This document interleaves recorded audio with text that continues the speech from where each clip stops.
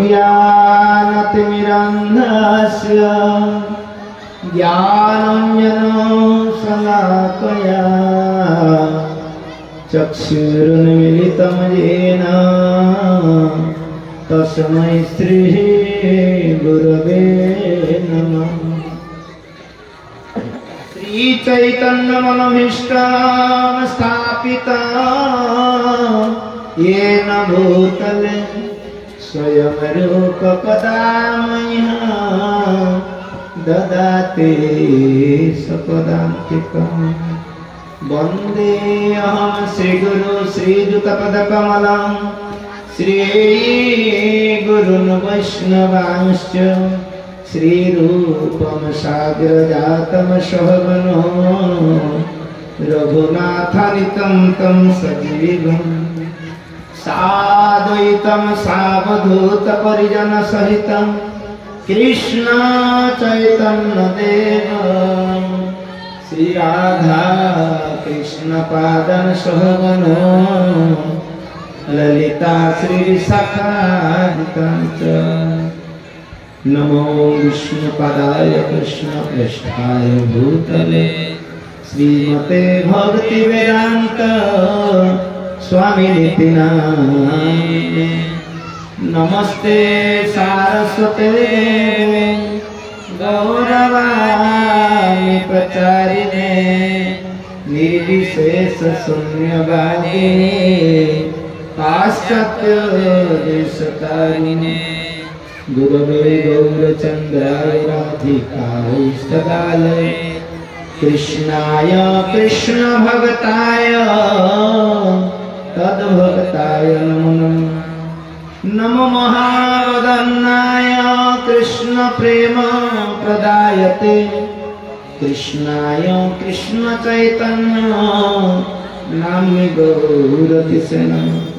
हे कृष्ण करुणा सिंधु दीनबन्धु जगत्पते गोपेशो गोपिका कांत राधा कांत नमस्तुते।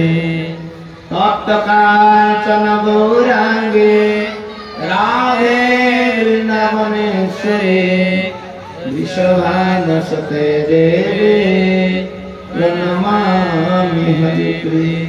ओम नीलाचलनिवासाय नित्याय परमात्मने बलभद्र सुभद्राभ्यां श्री जगन्नाथाय ते नमः। वृंदावै तुलसीदेवै प्रियावै केशवस्य च विष्णु भक्ति प्रदे देवी सत्यवते नमो नमः। जय श्री कृष्ण चैतन्य प्रभु नित्यानंद श्री अद्वैत गदाधर श्रीवासादि गौर भक्तवृंद। हरे कृष्ण कृष्ण कृष्ण हरे हरे हरे राम राम राम हरे हरे। हरे कृष्ण कृष्ण कृष्ण हरे हरे हरे राम राम राम हरे हरे। हरे कृष्ण कृष्ण कृष्ण हरे हरे हरे राम राम राम हरे हरे। ओम नमः भगवते वासुदेवाय। नमः भगवते वासुदेवाय। ओम नमो भगवते वासुदेवाय। नमः भगवते वासुदेवाय। ओम नमो भगवते वासुदेवाय।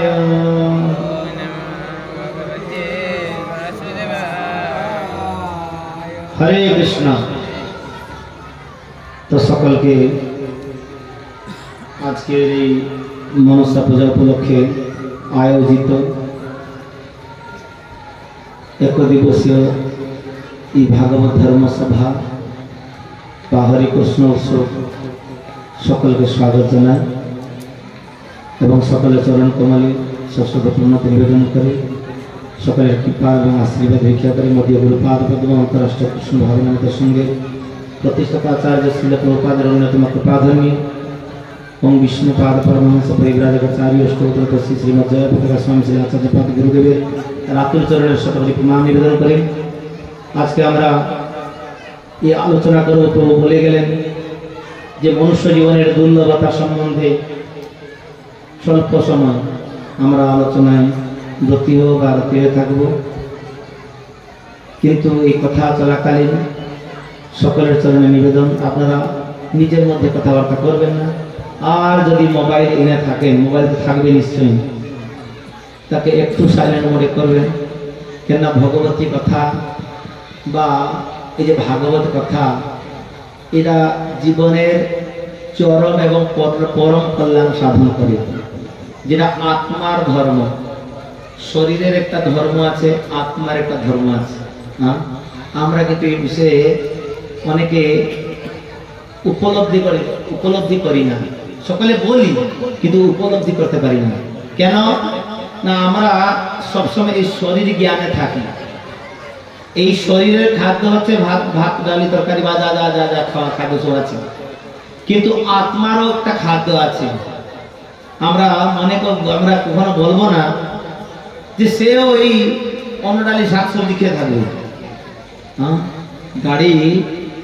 গাড়ি খাবে পেট্রোল ডিজেল, আর গাড়ির মালিক বা যে চালক তাকে যদি পেট্রোল ডিজেল খাওয়াই বাঁচবে নাকি? সে কোনোদিন বাঁচতে পারবে না, সেটা খেয়ে থাকতেই পারবে না। তো সেই জন্য এটা হচ্ছে আত্মার কল্যাণ সাধন, যেটাকে আমাদের চরম এবং পরম কল্যাণ সাধন করবে। ভগবানের কথা, ভগবতী বার্তা। কেননা এটা মনোরঞ্জন কার্যক্রম না। অনেকে আমরা চিন্তা করি যেটা মনোরঞ্জনের কার্যক্রম, যেমন এটা পালা গান এখন যেভাবে সব চলছে, এই যে অখণ্ড হরিনাম কীর্তন, প্রায় সব এখন মনোরঞ্জন কার্যক্রম হয়ে গেছে। বিভিন্ন সুরে, বিভিন্ন গানের, বিভিন্ন তালে। কেন একই তালে কখনো কাগজ শুনতেই ভালো লাগবে না, বা আমাদের পেশেন্সও থাকবে না যে গান করার লোক। কিন্তু এই ভাগবতী কথাটা আছে কি না, জীবনের শেষ নিদর্শন। শুকদেব গোস্বামী ভাগবতমে বলছেন যে ভগবতী কথা কত কল্যাণ সাধন করে।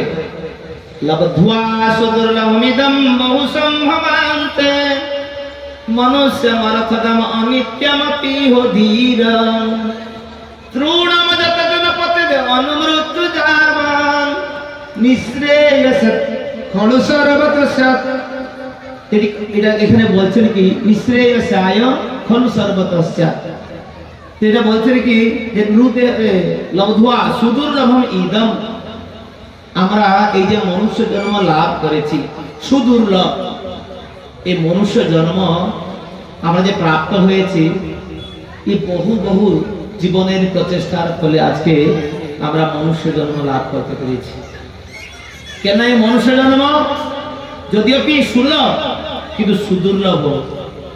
সুলভ কেমন না, যদি কোনো সাধুগুরু বৈষ্ণব আমাদের প্রতি কৃপাপরায়ণ হন বা তিনি আশীর্বাদ করে থাকেন, তাহলে মনুষ্য জীবন অত্যন্ত সুলভে লাভ করা যায়। না হলে বলছে সুদুর্লভ।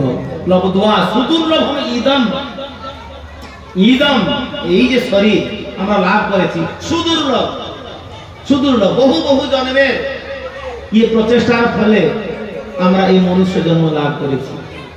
আর মনুষ্য অর্থদম, এই মনুষ্য শরীর বহু অর্থদায়ী। কেন? সকলেই আমরা জেনে থাকি যে এই মনুষ্য জন্মের পূর্বে আমরা ৮০ লক্ষ জনি ইতর জনি আমরা জন্ম লাভ করে গেছি।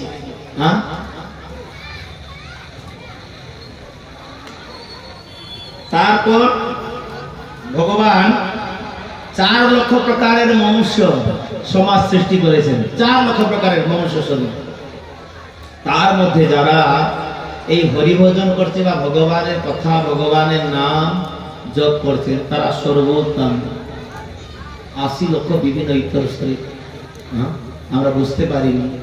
যদি কাউকে জিজ্ঞাসা করা হয় যে আপনার কত বছর বয়স হলো, আমার ৬০ বছর। তার পূর্বে কোথায় ছিলেন? কেউ বলতে পারবে?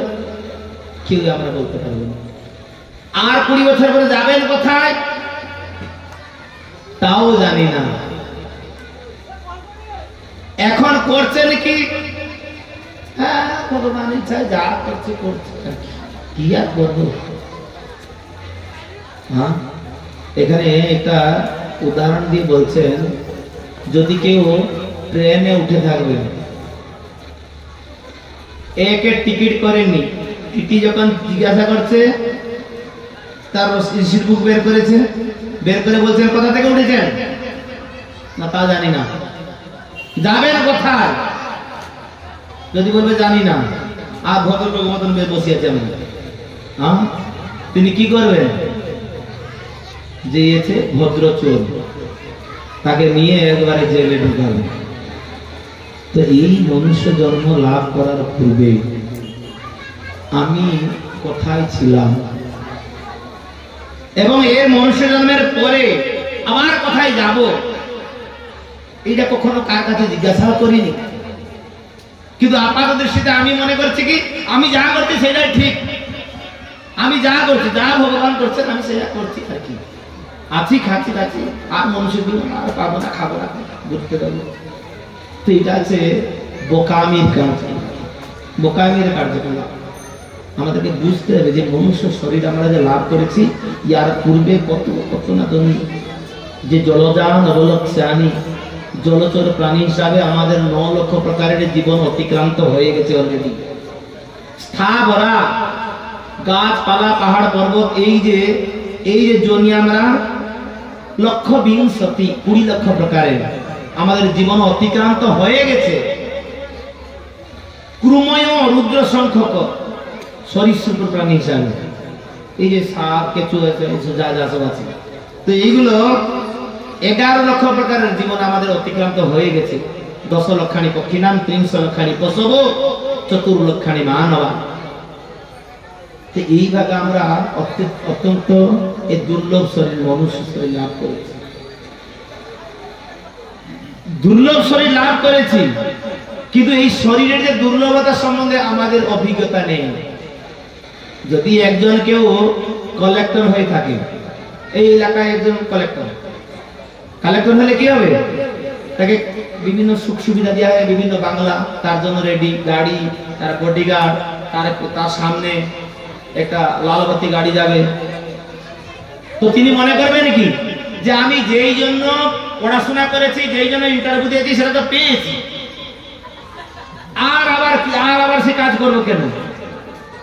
যদি তার পূর্বের কার্যকলাপ সম্বন্ধে যদি ভুলে যায় যে আমি তো সমুদ্র পেয়ে গেছি, আর কোনো কাজকলাপ করা দরকার নেই, এখন খালি ভোগ করবো, তাকে কদিন রাখবে চাকরিতে? 2 দিন পরে যারা তাকে গার্ড দিয়ে নিয়ে যাচ্ছে, যারা তাকে স্যালুট লাগাচ্ছে, তারাই তাকে হ্যান্ডকাপ লাগিয়ে ঢুকিয়ে দেবে। আমার বলার উদ্দেশ্য কি, যে এই যে ভগবত ভক্তি যাজন না করে দুর্লভ মনুষ্য জন্ম আমরা লাভ করে গেছি। বহু বহু জন্মের স্বীকৃতির ফলে এই দুর্লভ মনুষ্য জন্ম আমরা লাভ করে গেছি, প্রাপ্ত হয়েছি। আর এই দুর্লভতার সম্বন্ধে যদি আমাদের জ্ঞান যদি না হয়, তদনুযায়ী আমরা যদি কার্যকর্ম না করে থাকি, তাহলে আমাদের কি হবে? গতি কি হবে? মায়া দেবী যাবত জননম তাবত মরণম, তাবত জননী জঠরে শয়নম, জন্ম মৃত্যু জরা ব্যাধি দুঃখ দশানুদর্শনম। ये बार बार बार बार এই জন্ম মৃত্যু চক্রে আমাদেরকে আবর্তমান হতে হবে। তো সেই জন্য বুদ্ধিমান ব্যক্তির কর্তব্য এই জীবন সম্বন্ধে আমাদেরকে ভালোভাবে জ্ঞান উপলব্ধ করতে হবে, জানতে হবে যে মনুষ্য জীবন আমরা লাভ করেছি, এই পশু পাখির শরীর লাভ করেনি। দুর্লভ মনুষ্য জন্ম, ভগবত ভক্তিবিনোদ ঠাকুর বলছেন, দুর্লভ মনুষ্য জন্ম লভিয়া সংসারে কৃষ্ণ না ভজিন দুঃখ কথা। যে ভগবানের নাম করিনি, ভগবানের নাম করতে পারছি না, এর মতন দুঃখের কথা কার কাছে বলবো? কার কাছে বলবো? কেন না সংসার সংসার বলে মিছে গেল কাল, লাভ না হইল কিছু, ঘটিল জঞ্জাল। নিদ্রয়া হিয়তে রক্তম ব্যবয়ায়নে চ বয়বান, দিবাচ অর্থ হয়া রাজন, কুটুম্ব ভরণ নবান। রাত্রি নিদ্রয়া হিয়তে রক্তম, রাত্রি সময় শোয়া সময় ঘুমিয়ে ঘুমিয়ে আমাদের রাত কেটে যাচ্ছে। মনুষ্য শরীর আমরা 100 বছর যদি আমাদের পরমায়ু হয়ে থাকে, তার মধ্যে থেকে 50 বছর শোয়া হইতে চলে গেল। খালি ঘুমানো, ঘুমিয়ে ঘুমিয়ে ঘুমিয়ে ঘুমিয়ে কাটিয়ে দিলাম 50 বছর, আর বাকি থাকলো 50 বছর। তার মধ্যে বার্ধক্য অবস্থা 15 বছর থাকলো, ওল্ড এজ। আর student career up to 25 years, যে 25 বছর এদিকে 15 বছর হয়ে গেল 40, বাকি 10 বছর থাকলো। এই 10 বছরের ভিতরে আবার আছে যৌবন সময়, যৌবনের তাড়না আছে, স্ত্রী পুত্র কন্যা এই যে এদের নিয়ে সব ঘোরাফেরা করা, আর আমোদ প্রমোদ তাতেও সব আছে না, অর্থ ইনকাম করা, দিবা চ অর্থ হয়া। তো এইভাবে যদি আমরা হিসাব করতে যাই, প্রকৃত রূপে আমাদের বয়সটা আমরা কিভাবে বিনিয়োগ করে চলছি, যে এইটা কি সদ উপযোগ করছি? এত সুন্দর মনুষ্য জন্ম আমরা প্রাপ্ত হয়েছি, এই মনুষ্য জীবন প্রাপ্ত হয়ে যদি আমাদের ভগবানের ভজন যদি না করি, কেবল আহার নিদ্রা ভয় মৈথুনে কাটাই, তাহলে ভগবান কি করবেন? পরবর্তী অবস্থায় আবার পশুজনী লাভ করে দিবেন। তাই গৌর প্রেমানন্দে মহাভারতে একটা শ্লোকে বলছে, আহার নিদ্রা ভয়ময় উথুনাম চ সামান্যম এতদ পশুভিঃ নরাণাম। কেবল আহার, অনেকে চিন্তা করে না যে ভগবান জন্ম দিয়েছেন কি করবেন, এই কাজকর্ম করছি, ভগবান যা বলছেন জন্ম পেয়ে আর কি করবো, কদিন বাঁচবো, আর এটা খাবো না, সেটা খাবো না, এইটা করবো না, সেটা কেন ওখানে যাবো না, এত করে আর লাভ কি হবে? সে তো সকলকে তো মরতেই হবে।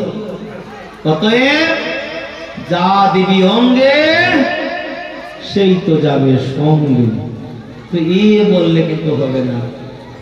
দুর্লভ মনুষ্য জন্ম আমরা লাভ করেছি, এই পশু পাখির মতন আহার ও নিদ্রা ভয় মৈথুন। আহার করছি, নিদ্রা যাচ্ছি, ভয় কবল থেকে রক্ষা করার জন্য বিভিন্ন বিল্ডিং আদি করে এলসিসিয়ান বা গাড়ি ঘোড়া রেখে গাড়ি ঘোড়াতে যাওয়া আসা করছি। মার্সিডিজ কার, বেলুন গাড়ি, মৃত্যু আসলে বেলুন রক্ষা করবে? তো এই যে আমাদের যে পরিকল্পনা, ভয় কবল থেকে রক্ষা পাবো, আর মৃত্যু, ভয় মৈথুন, বাচ্চা কাচ্চা জন্ম করা, তো এটা পশু শরীরের জন্য। সামান্য এতদ পশুভিঃ নরাণাম। এই চতুর্কর্মে রত ব্যক্তিকে বলা হয় নর পশু, দ্বিপদ বিশিষ্ট পশু। কেন না মনুষ্য জীবনের একটা আধিক্য, একটা গুণ আছে, একটা অধিক, মনুষ্য জীবনে অধিক একটা গুণ হাসিল করতে হবে। সেটা কি? ধর্ম হি দেশা অধিক বিশেষ, ধর্ম নাহি না পশুভিঃ সমানা। ধর্ম হি দেশা অধিক বিশেষ। মনুষ্য সমাজ বা মনুষ্য কেবল ধর্ম যাজন করতে পারবে, অন্যান্য পশু পাখিরা কখনো ধর্ম যাজন করতে পারবে না, তারা চেষ্টা করে পারবে না। অনেকে আপাতত মনে হয় যে এরা ধর্ম যাজন করছে, ভগবানের মন্দিরে পড়ে থাকছে, ভগবানের সব কিছু করছে, কিন্তু তারা ঠিক যে স্থান কাল পাত্র এগুলা কিছু বুঝবে না, যেখানে সেখানে মলমূত্র পরিত্যাগ করে চলে যাবে। কিন্তু ধর্ম হি তেষাম অধিক বিশেষা। মানুষের অধিকত কি না ধর্ম যাজন করা। ধর্ম মানে কি? ধর্ম তো সাক্ষাৎ ভগবত প্রণীতম, ভগবানের প্রণোদিত আইন ধর্ম। অধর্ম তবে বিপর্যয়। অধর্মটা কাকে বলে? না তার বিপরীত ভগবানের আইনকে না মানা বা অগ্রাহ্য করা, এটা অধর্ম বলে। এটা ষষ্ঠ স্কন্ধ ভাগবতমে দ্বিতীয় অধ্যায়। এই অজামিল অদালকে নিতে এসে যমদূত এবং বিষ্ণুদূত তাদের মধ্যে আলাপ আলোচনা চলছে। যখন বিষ্ণুদূতরা বলছেন, এরা বারবার বলছে আমরা ধর্মরাজের আদেশে এসেছি, তো বিষ্ণুদূতরা বলেন যদি তোমাদের রাজা ধর্মরাজের আদেশে এসেছো তাহলে বলো ধর্মের মানে কি, বলো ধর্ম কাকে বলে বলো। তো তারা তখনই বলছেন ধর্ম তো সাক্ষাৎ ভগবত প্রণীতম নবৈ বিদু দেব না পিদান বা। এরা দেব দানব গন্ধর্ব মোক্ষাচারণ এরা কেউই জানে না, কেউই জানে না, ধর্মের সঙ্গে অন্য কেউ জানে না, কেবল মহাজন জনগত সপন্থা। যদি কেউ এই 12 জন মহাজনকে অনুসরণ করে, প্রধানকে অনুসরণ করবে, তারাই কেবল ধর্মের তত্ত্ব বুঝতে পারবে, নাহলে ধর্মের তত্ত্ব বুঝতে পারবে না। তার বলার উদ্দেশ্য কি, এই দুর্লভ মনুষ্য শরীর লাভ করে, লব্ধা সুদুর্লভ ইদম, এই দুর্লভ শরীর আমরা যে লাভ করেছি, এই পশু পাখি বা ইতর জনির মতো খালি আহার নিদ্রা ভয় মৈথুনে কাটানোর জন্য না, কিছু না কিছু আমাদের ধর্ম যাপন করতে হবে। চাণক্য পণ্ডিত বলছেন, আরে এই সব থেকে আশ্চর্য বস্তু হচ্ছে, এই সব থেকে আশ্চর্য বস্তু সুলভম ভগবত নাম জিহ্বাচ বশবর্তিনী। আচ্ছা শ্লোকটা মনে রাখবেন, অত্যন্ত সুন্দর শ্লোক। সুলভম ভগবত নাম জিহ্বাচ বশবর্তিনী তথাপি নরকম জানতি কিমাশ্চর্যম অতঃ পরম। যে সুলভ, ভগবানের নাম অত্যন্ত সুলভ, আমাদের ভগবানের নাম করতে কোনো অসুবিধা নেই। বিশেষ করে আমাদের সব সময় এদিকে নাম হয়ে থাকে, সব সময় অষ্টপরিয়াদি নাম কীর্তন হতে চলতে থাকে, বিশেষ করে ওড়িশা, এই পশ্চিমবঙ্গ বা মেদিনীপুর বিশেষ করে সব সময় চলতে থাকে। ভগবানের নাম অত্যন্ত সুলভ, ব্যক্তির নাম করলে ভগবত ধামে ফিরে যাবে। কিন্তু এখানে ভাগবতকাররা বলছেন, দেখো এত সুলভ ভগবানের নাম প্রাপ্ত হয়েও জীব সেই নামের প্রতি তার রতিমতি জন্মায় না, রতিমতি আসক্তি তার নামের প্রতি নেই। তথাপি নরকম জানতি, তারপরেও তারা নরক অভিমুখে গমন করবে কিন্তু হরিনাম করবে না। এর থেকে আশ্চর্য বস্তু আর কি আছে? এর থেকে আশ্চর্য বস্তু আর কি আছে?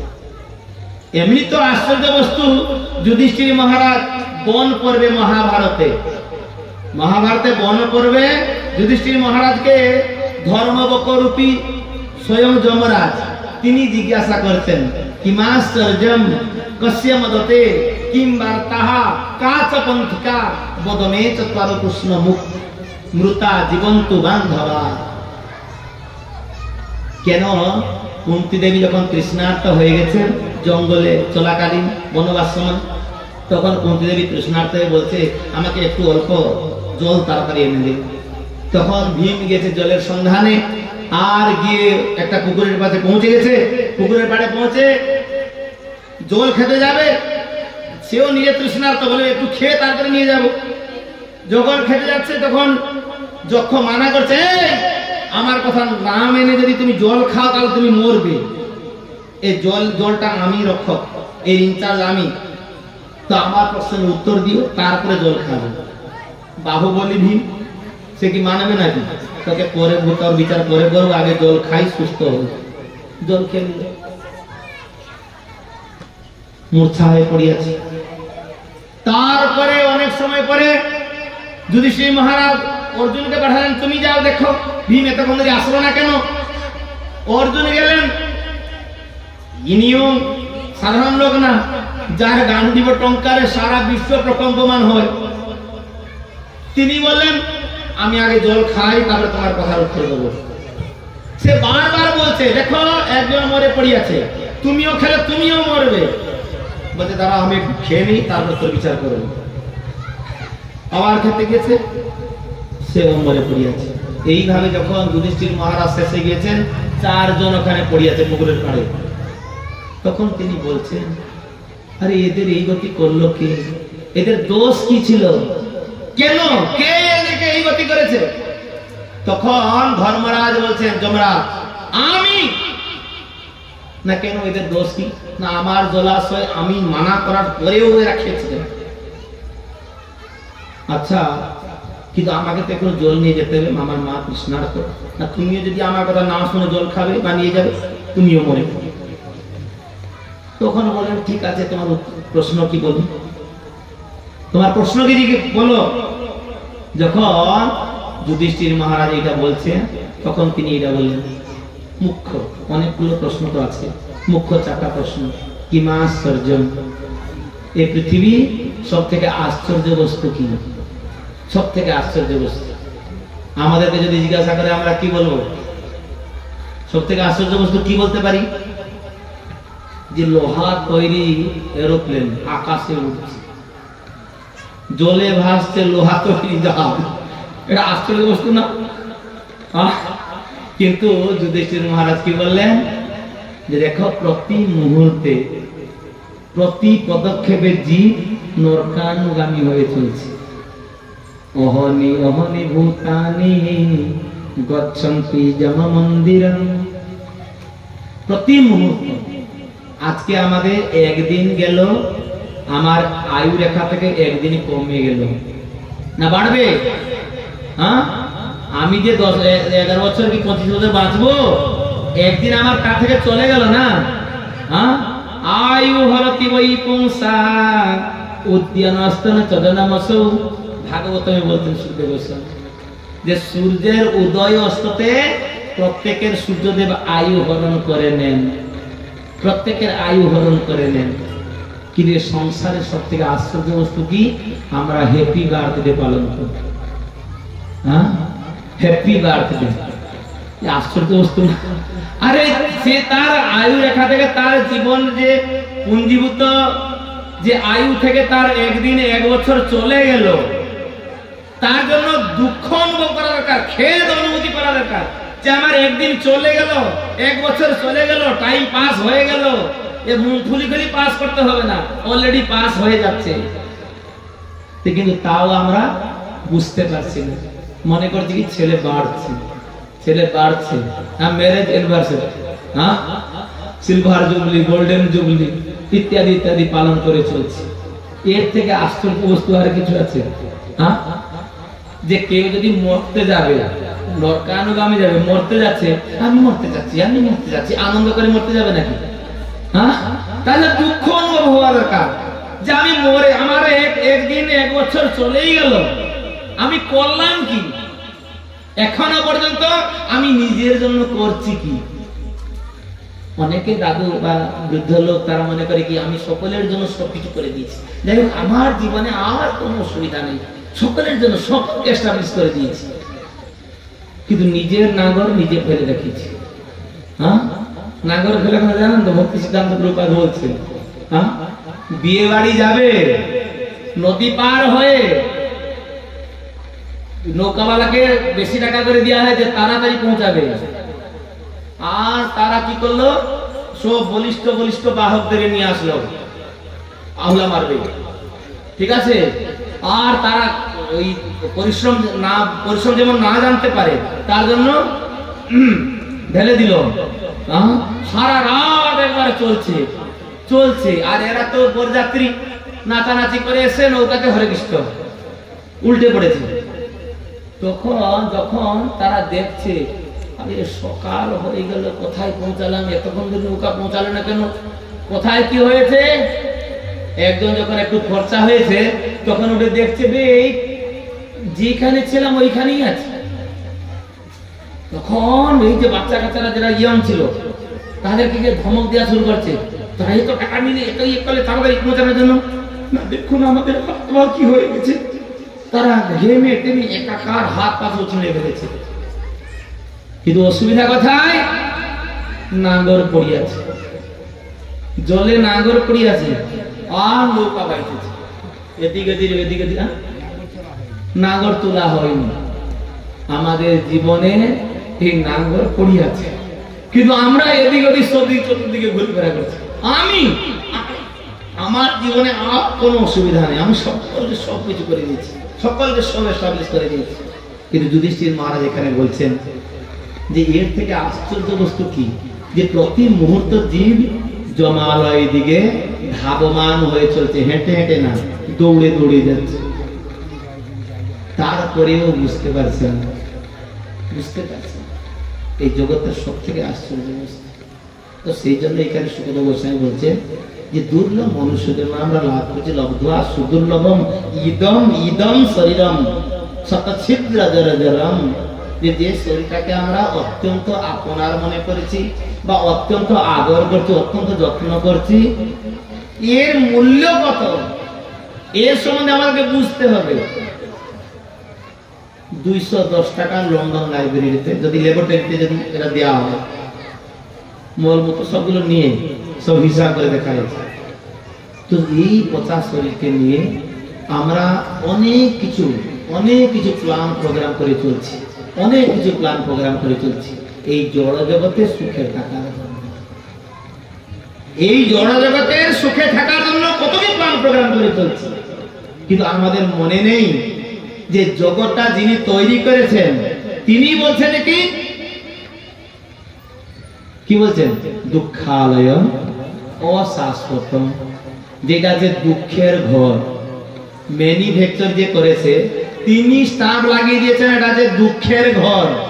আমি মনে করছি কি না আমি সুখালয় করব, দুঃখের ভিতরে থেকে সুখ বের করব, এটা বুদ্ধিমতার কাজ। আরে যিনি তৈরি করেছেন তিনি বলছেন এটা যে দুঃখের ঘর, এখানে জীবকে দুঃখ দেওয়ার জন্য এই জগতে প্রেরণ করা হয়েছে, এটা কোনোদিন সুখালয় হবে না।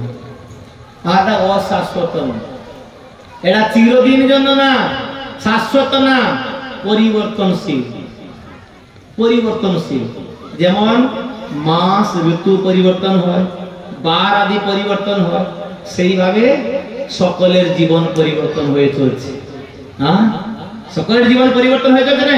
কভু স্বর্গে কভু নরকে মরতে বা কভু, কভু রাজা কভু প্রজা কভু দাস প্রভু, এই মত ব্রহ্মাণ্ড ভ্রমিতে ভ্রমিতে কোন ভাগ্যবান জীব গুরু কৃষ্ণ প্রসাদে পায় ভক্তিলতা বীজ।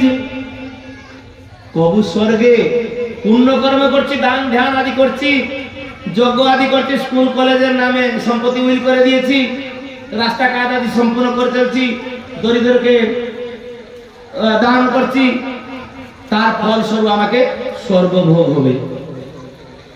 বরং নরকে রক্ষা আছে, কেননা নরক যন্ত্রণা পেয়ে লোকের হরিস্মরণ আসবে, আর স্বর্গ সুখে রম্ভা উর্বশী মেনকা সমর সাহা, তাতে আর হরিস্মরণ আসবে নাকি, হরি বিস্মরণ হয়ে যাবে। সেই জন্য স্বর্গসুখটা নরক থেকে অধিক যন্ত্রণাদায়ক বলা হয়েছে, অধিক যন্ত্রণাদায়ক।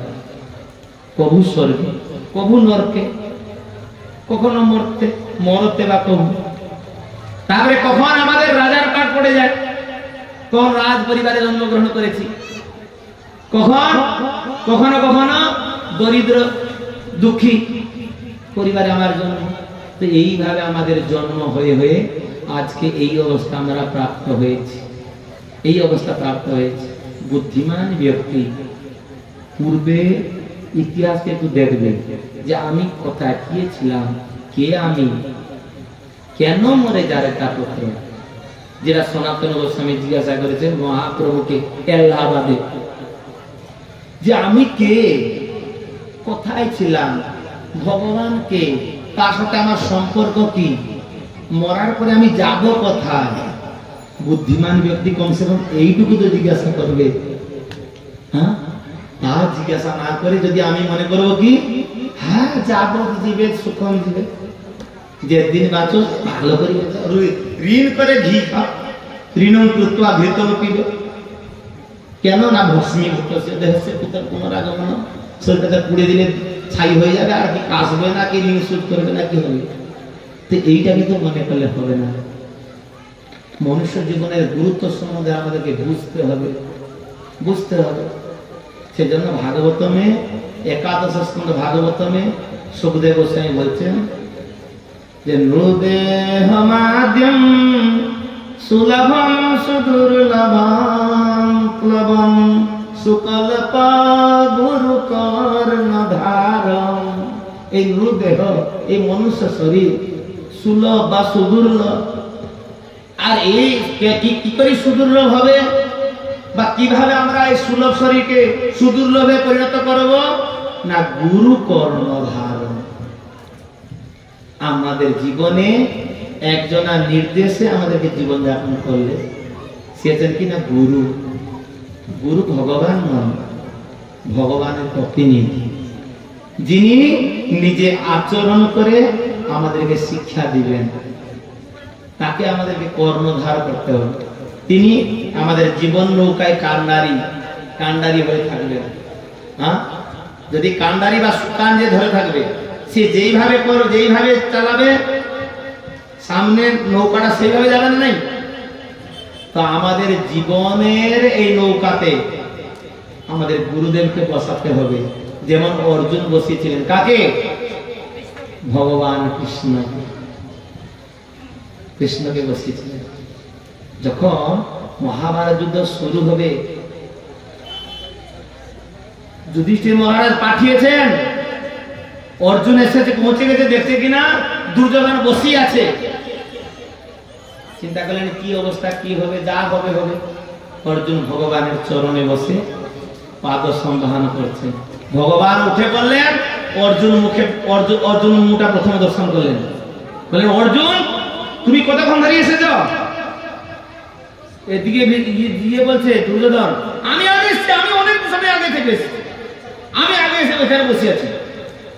ঠিক আছে, অর্জুন অনুজ, ছোট, তো তার জন্য আমি তো আগে শপথ করেছি যে আমি যাকে প্রথমে দর্শন করবো সেই চাইবে আমার কাছ থেকে বল।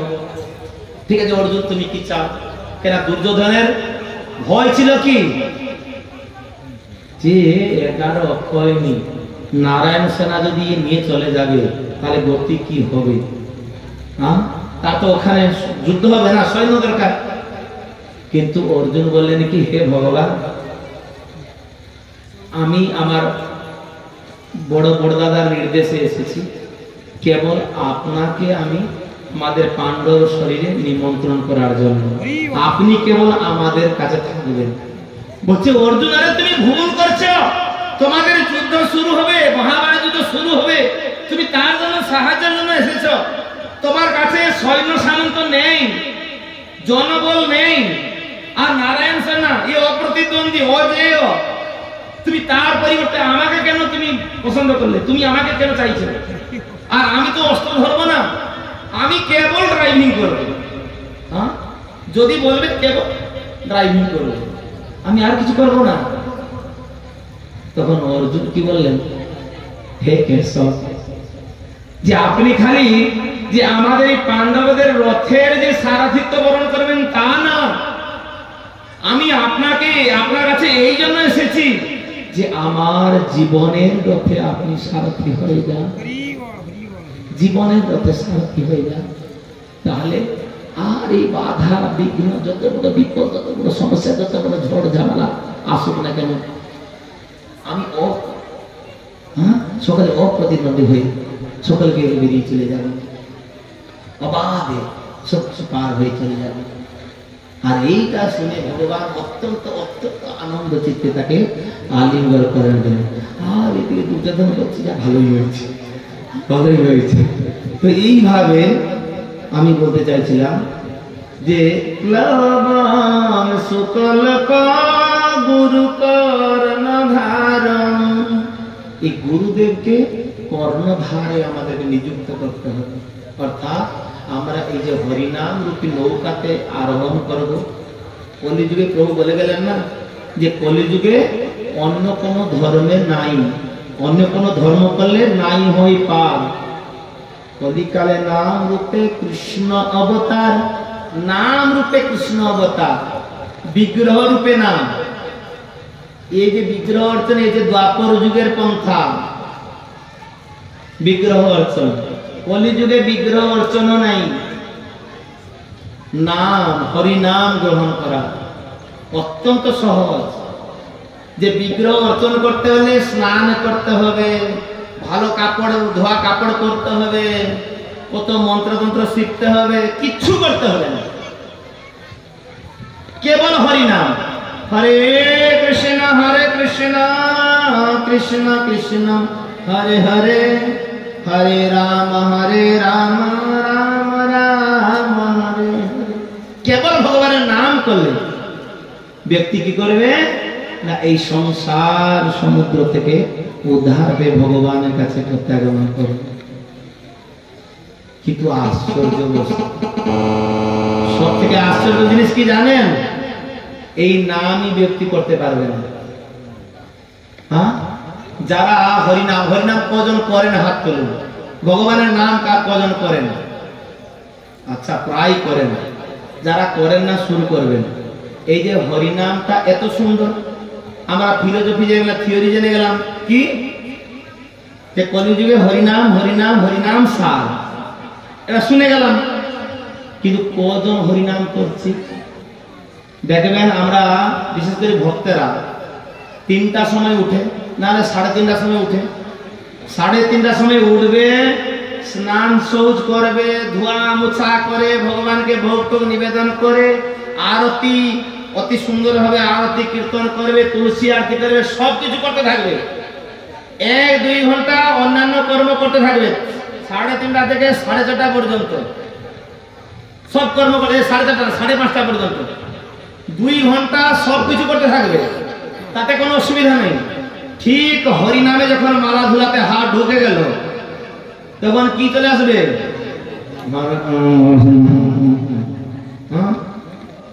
আসবে না? নেই যে হরিনাম অত্যন্ত সার, অত্যন্ত সুলভ, অত্যন্ত সহজ, কিন্তু হরিনাম হবে না। কলি এইভাবে কিভাবে কলি আমাদেরকে শাসন করতে, বুঝতে পারছেন তো? হ্যাঁ, কিভাবে কলি শাসন করছে দেখুন। 1-1.5 ঘন্টা, 2 ঘন্টা, 3 ঘন্টা একজন মাঠে খাটাখাটি করে আসবে, সবকিছু করতে পারবে, সবকিছু করতে পারবে। সারাদিন 8 ঘন্টা না 12 ঘন্টা ডিউটি করবে, সেগুলো করতে পারবে। কিন্তু ঠিক হরিনাম করার সময় বসে যে একটু হরিনাম করবে, তা করতে পারবে না। তাকে পুরো বজ্রের মতো লাগবে, উফ পাটা কেমন হয়ে গেল, একটু হাঁটা ফেরা করি, হরিনাম করি, তাহলে চেয়ারে বসে একটু ঝুল করে হরিনাম করি। হ্যাঁ, তো এইরকম করতে থাকবে। অর্থাৎ এই হরিনাম করলে যে ব্যক্তি উদ্ধার পাবে, কিন্তু সে হরিনাম তার হবে না। সেই জন্য ভগবান ভগবদ গীতায় বলেছেন যে এই যে দৈবী হেসা গুণময়ী মম মায়া দূরত্বয়া, এই যে ব্যক্তি এই গুণ দ্বারা বশীভূত হয়ে, রজ এবং তমগুণ দ্বারা বশীভূত হয়ে এই যে সাধনে বিফল হচ্ছে, সাধন করার জন্য তারা শক্তি পাচ্ছে না। এটা কেন? কি বলছে না, আমার মায়া, আমি তাকে সেইভাবে করছি। কেন ভগবান এটা করছেন? ভগবান বলছেন মাম এবজে প্রপদ্যন্তে মায়া মেতা তরন্তে, যে তারা যদি কেবল আমাকে বারবার আমার চরণে প্রপত্তি করবে, তাহলে তারা এই মায়া থেকে উদ্ধার প্রাপ্ত হবে, না হলে উদ্ধার প্রাপ্ত হবে না। তাই গৌর প্রেমানন্দে সেজন্য বলছেন না, রুদেহমাদ্যম সুলভম সুদুর্লভম প্লবম সুকল্প গুরু কর্ণধারম, যে এই যে গুরুকে কর্ণধার বসাতে হবে, একজন আর গাইডেন্সে আমাদেরকে করতে হবে। কেন এটা হচ্ছে? হরিনাম সুন্দর, হরিনামে মুক্তি, হরিনামে সবকিছু প্রাপ্তি, হরিনামে পাপ ক্ষয় হয়, কিন্তু সেই হরিনাম আমরা করতে পারছি না। করার সুযোগ আছে, জিহ্বা আমাদের বশবর্তী, জিহ্বাতে উচ্চারণ হবে। আমাদের বিদেশে জন্ম না যে কৃষ্ণ উচ্চারণ হবে না, বিদেশিরা কৃষ্ণ উচ্চারণ করতে পারে না। কুসুম কুসুম কুসুম, চাইনাতে আরো উল্টা পাল্টা বলে। যাই হোক, তো যাই হোক, আমার বলার উদ্দেশ্য কি, যে এত সুন্দর মনুষ্য দেহ প্রাপ্ত হয়ে যদি আমরা এই বিফলে কাটিয়ে দেয়, তাহলে কি হবে গতি? ভক্তিবিনোদ ঠাকুর বলছেন হরি হরি বিফলে জন্ম গমাই মনুষ্য জন্ম পাইয়া রাধা কৃষ্ণ না ভজিয়া জানিয়া শুনিয়া বিষ খাইব হরি হরি বিফলে জন্ম গমাই। এত সুন্দর মনুষ্য শরীর প্রাপ্ত হয়েও হলো লাভ কি হলো? বেকার হয়ে গেল। সেই জন্য খুব সাবধানতার সহিত আমাদেরকে এই মনুষ্য জীবনের বিশেষতা আমাদেরকে জানতে হবে প্রথমে, যে হরিনাম কি সকলে করবে না কিছু কিছু ভদ্রলোক করবে না খালি ভক্তরা করবে? অনেকে তো চিন্তা করে এটা সেই ভক্তদের কাজ, যে বুড়ো বুড়ি হয়ে গেলে সে হরিনাম প্রণাম করবে, এখনই কাজ করার বয়স, এখনই পড়াশোনা করার বয়স, এখন যদি বিজনেস করবে না তাহলে কি করে সংসার চলবে? কি হরিনাম করলে কি সংসার চলবে? কিন্তু আমাদেরকে বুঝতে হবে, ষষ্ঠ স্কন্ধ ভাগবতম যদি কার কাছে আছে পড়ে নেবেন, প্রথম দ্বিতীয় অধ্যায়, এই 2 অধ্যায় পড়বেন, তৃতীয় অধ্যায় অল্প অল্প শ্লোক, বেশি নাই, নেট মোবাইলে মেরে দেখতে পারবেন।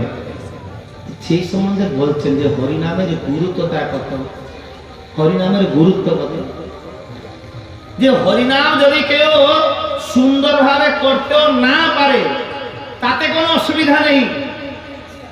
হরিনাম করার ব্যক্তি যে কোনো অবস্থায় যে কোনো ভাবে যদি হরিনাম করে তাতেও তার মঙ্গল, তাতেও তার মঙ্গল। ওখানে বলছেন যমদূত এবং বিষ্ণুদূত গন্ডগোল চলছে না, তখন যমদূতরা বলছে এ বেটা হরিনাম করেছে নাকি, তার ছেলেকে ডেকেছে আমাদের ভয়ে। বলছে আরে ছেলেকে ডাকু বা আমাদেরকে ডাকু বা ভগবানকে ডাকু, নাম ডাকা ভগবানের নাম বেহারান কৃষ্ণ যত বিষয়ামতি, নামটা আছে ভগবানের, অতএব ভগবান তার কাছে তো আসবেই। বলছে না না তার ছেলেকে ডেকেছে। তখন বিষ্ণুদূতরা বলছেন সাংকেত্য পরিহাস্যম বা স্তবম হেলনম এব বা বৈকুণ্ঠ নাম গ্রহণ অশেষ অঘহরম বিদুঃ। সাংকেত্য কোন জিনিসকে সংকেত করে যদি হরিনাম হয়, এই শ্রীকৃষ্ণ ক্লথ স্টল, এই অরবিন্দ স্কুল বা এটা যে কিনা গোবিন্দ বস্ত্রালয়, জগন্নাথ ভান্ডার, এই যা যা সাংকেত্য, সে হরিনাম করার জন্য করেনি, তার দোকান নাম রেখেছে, ছেলে মেয়ের নাম জগন্নাথ, কৃষ্ণ, গোপাল, গোবিন্দ, রাম, শ্যাম, মাধব, এই সাংকেত্য অর্থাৎ তার যে নাম যে রাখা হয়েছে, সে যে কয়েক বছর বাঁচছে, ধরুন 10-20 বছর তার হয়ে গেল, তার ক্লাসমেটটা তাকে কি নাম রাখবে? সেই নাম রাখবে না? নেই। কিন্তু তারা কি ভগবানের নাম করছে নাকি? তারা কি নাম করছে? যেহেতু সেই ভগবানের নাম তার নাম, এটাকে সাংকেত্য নামাভাস। যদি কেউ এইভাবে সংকেত করে যদি ভগবানের নাম তার হয়ে যায়, তার দৃষ্টান্ত হচ্ছে অজামিল। এত বড় পাপী, এত বড় পাপী, সারা জীবন বেশ্যাসক্ত হয়ে কেটে গেল, 85 বছর পর্যন্ত বেঁচেছে। হ্যাঁ, চিন্তা করুন, 88 বছর, 83 বয়সে একটা ছেলে জন্ম করেছিল, নারায়ণ তার নাম দিয়েছে। হ্যাঁ, 83 বছর বয়সে, কিন্তু সে উদ্ধার প্রাপ্ত হলো কিভাবে? সাংকেত্য নামাভাস, যেটা বর্তমানে কলিযুগে আমরা আপডেট হতে চলছি। ছেলে মেয়েদের নাম কোন হিরো হিরোইনের নাম বা বিদেশি কুকুর বিড়ালের নাম। এই যে পিন্টু পিন্টু চান্টু, যে বিদেশি যে কুকুর বিড়ালের নাম, যে প্রকৃতপক্ষে যে আগে যে বাবারা যাদের যাদের বৃদ্ধ বয়সে আছে সকলের নাম ভগবানের নাম নিশ্চয়, সকলে। এই যে গৌরহরি, হরে কৃষ্ণ, ঠিক আছে, সকলের নাম কিছু না কিছু ভগবানের নাম আছে না নেই?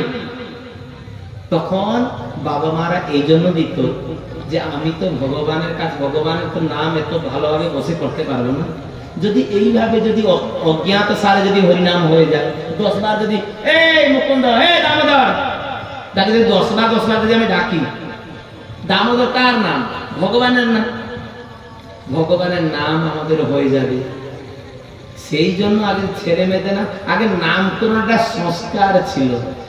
কলিযুগে তো এগুলো কিছু নেই। যে গৃহস্থ জীবনে 10বিধ সংস্কার ছিল। বিবাহ সংস্কার, যে যেই দিন গীতাহুতি করা হবে আমিষান তখন হবে না।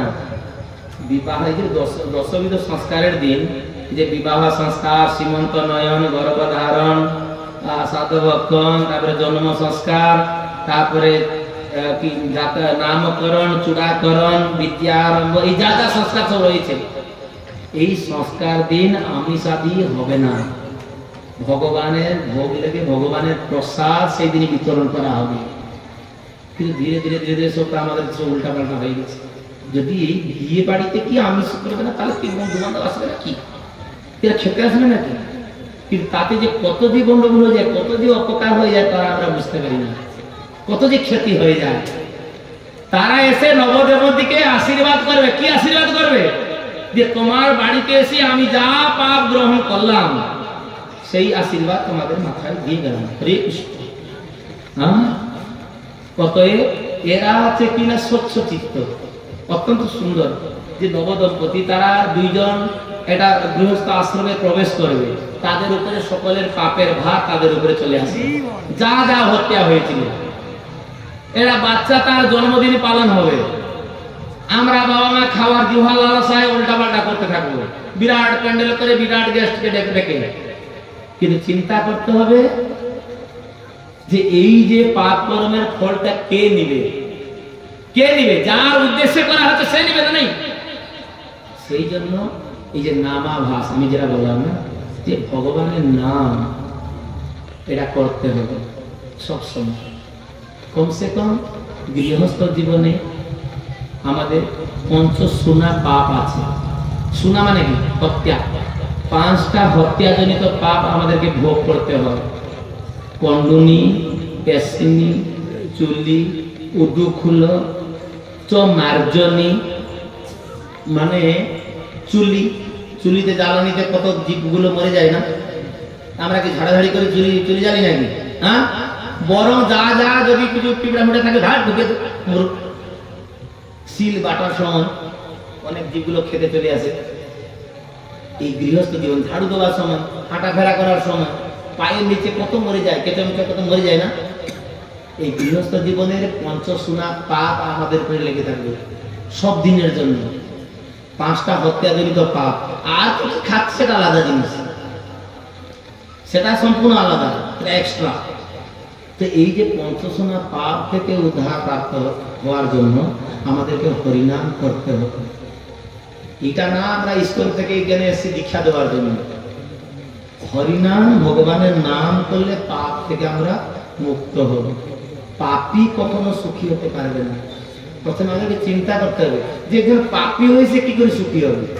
চোর বলবে যে আমি আনন্দের শুভ এসেছি, শুইতে পারবে? একটা হর্ন বাজার মাত্র তার ঘুম ভেঙে যাবে। তোমরা কি এসে বলো না কি?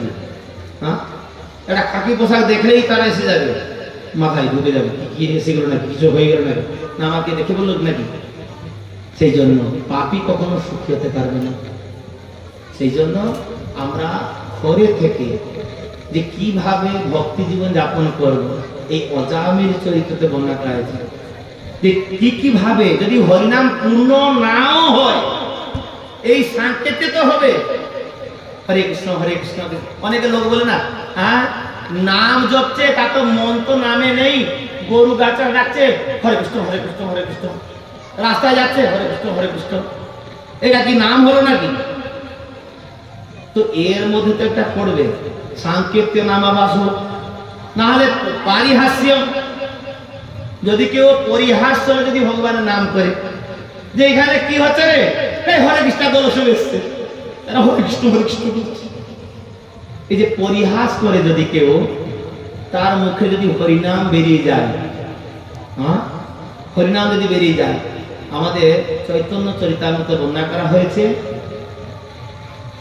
কাজী, চাঁদ কাজী থাকার সময়, মায়াপুরে সকলে তো গিয়েছে নিশ্চয়, চাঁদ কাজী থাকার সময় এই ব্রাহ্মণরা এসে কমপ্লেন করলো যে নিমাইয়ের জন্য আমরা রাস্তাঘাটে হাঁটতেই পারছি না। কেন না, সব সময় এই হরিনাম চুপি চুপি করে কথা সে চিৎকার করে করে, এটা কিভাবে, এটা ব্রাহ্মণের ধর্ম ধর্ম সব চলে যায়, সব নষ্ট নষ্ট করে ফেলছে।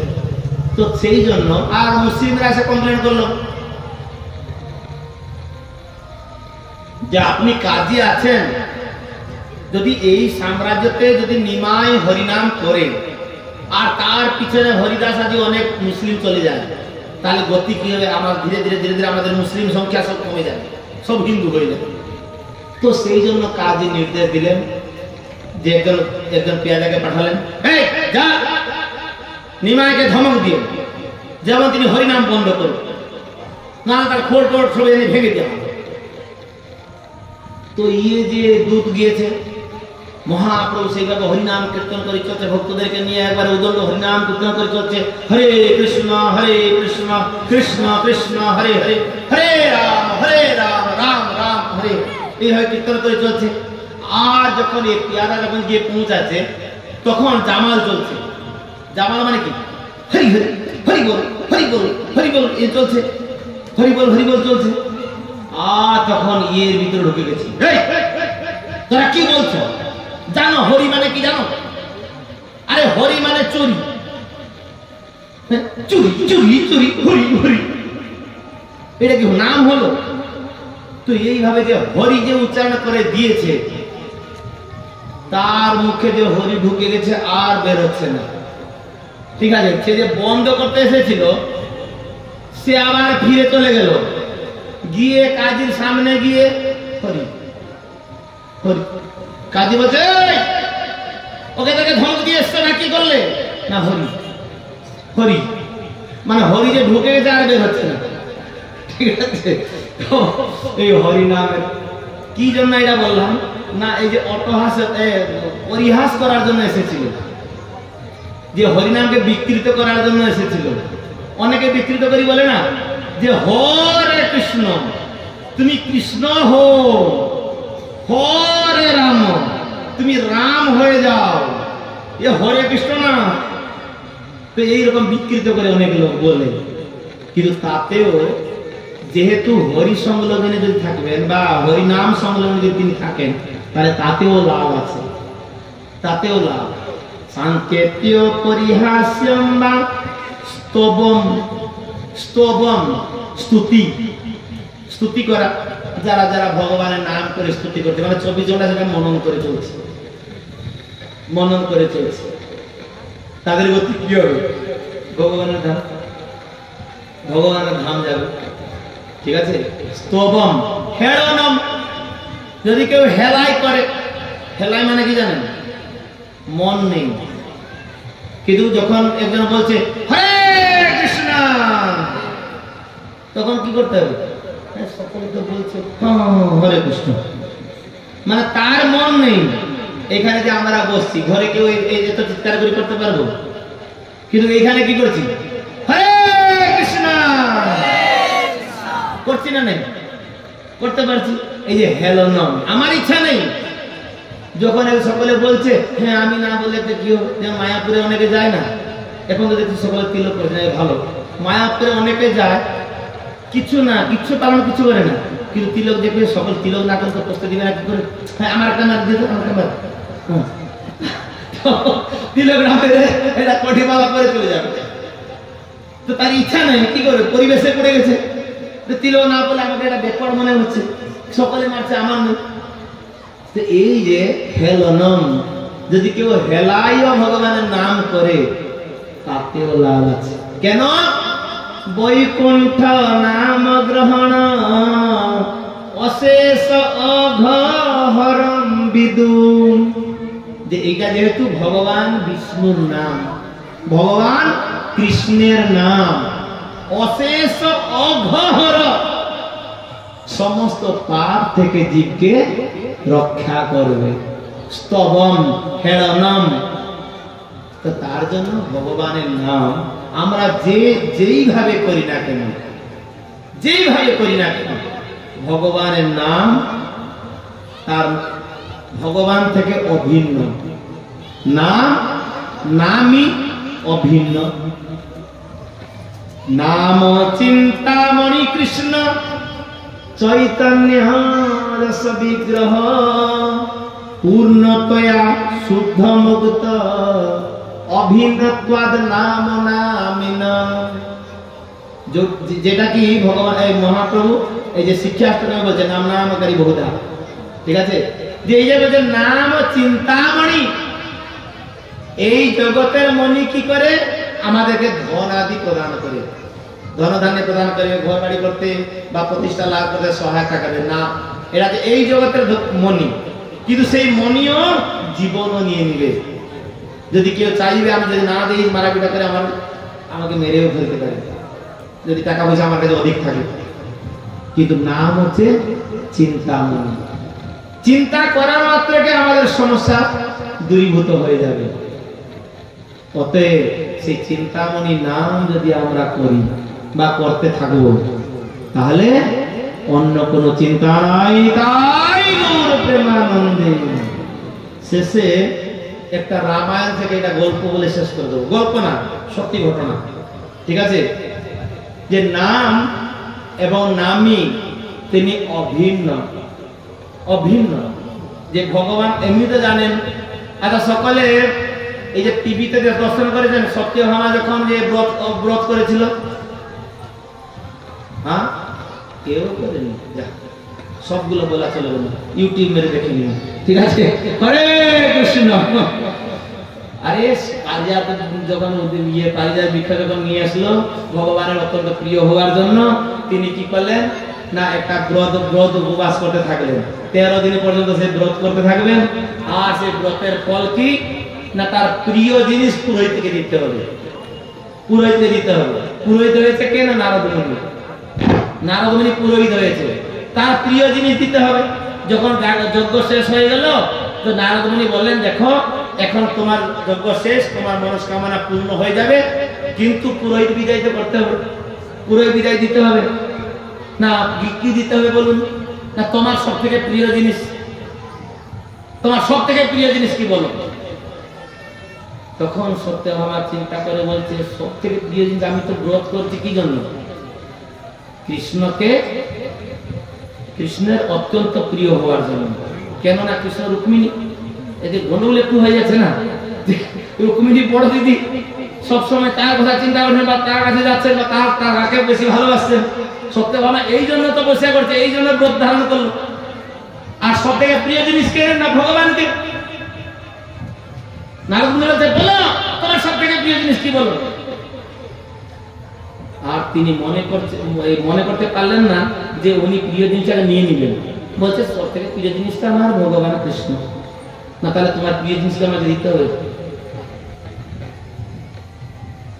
বললে এখন কি করবো? যজ্ঞ তো না হলে শেষ হবে না, যজ্ঞ সমাপন করেই বিদেয়ী না হলে সমাপন হবে না। এই কলিযুগ না, না আমাকে পরে দিতে হবে, না পরে ফোন পে করে দেবো, তো এ তো হবে না, তখন প্রত্যেকে দিতে হবে। তখন সত্যভামা চিন্তায় পড়ে গেলেন কি করব। এর দিকে নারদ মুনি হচ্ছে তোমার